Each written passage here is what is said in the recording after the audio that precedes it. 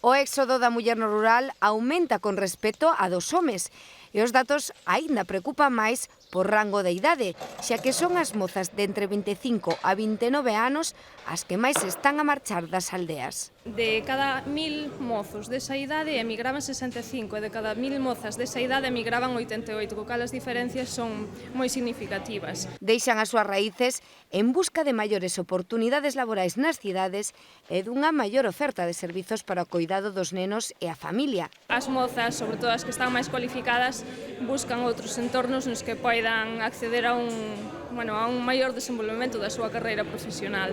Sobre esta problemática debatiuse na Escola Politécnica de Lugo nos encontros de Luache, a que organizan cada mes as Comisións de Igualdade e Normalización Lingüística do campus lucense.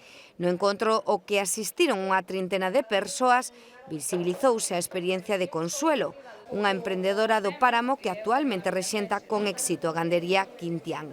Eu creo que temos que cambiar o discurso, non é que na rural sea todo bohemio, non podemos decir que todo é espectacular, non, pero que sí que é posible vivir no rural. Referentes do autoemprego e do empregamento que hai que empoderar e visibilizar porque sen elas a loita contra a Galicia baleirada perde sentido.